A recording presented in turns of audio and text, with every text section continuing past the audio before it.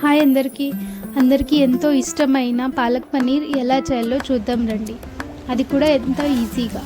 ఇక్కడ నేను first పాలక్ని boil చేసుకుంటున్నాను. కాడలు తీసేయాలి, ఓన్లీ లీవ్స్తో పని ఉంది మనకి. ఇక్కడ నేను అర్ధ కిలో పన్నీర్ తీసుకుంటున్నా. అర్ధ కిలో పన్నీర్ని బాగా ఫ్రై చేసుకోవాలి అన్ని సైడ్లో ఫ్రై చేసుకున్న తర్వాత పక్కకి పెట్టేసేయండి.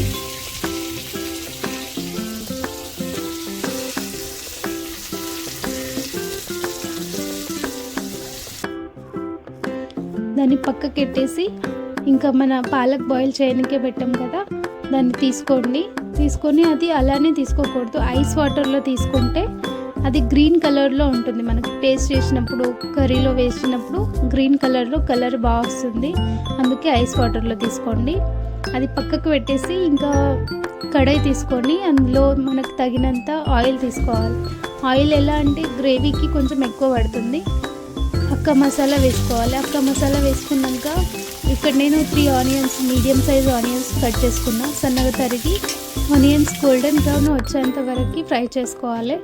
ఇక్కడ నేను 2 మీడియం సైజు టమాటాలని బాగా సన్నగా తరిగి తీసుకుంటున్నాను.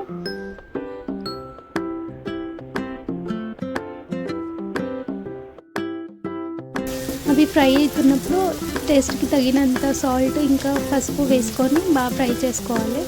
ఇది వేసి కొంచెం జల్దీ ఫ్రై అవుతుంది. కారం, ధనియాల పొడి, అల్లం వెల్లుల్లి పేస్ట్ వేసుకొని కొంచెం సేపు 5 మినిట్స్ అలా ఫ్రై చేసుకోవాలి. బాగా ఉడికిన తర్వాత మనం ముందుగా రెడీ చేసుకున్న పాలక్ ప్యూరీని ఇందులో వేసుకొని బాగా మిక్స్ చేసుకోవాలి.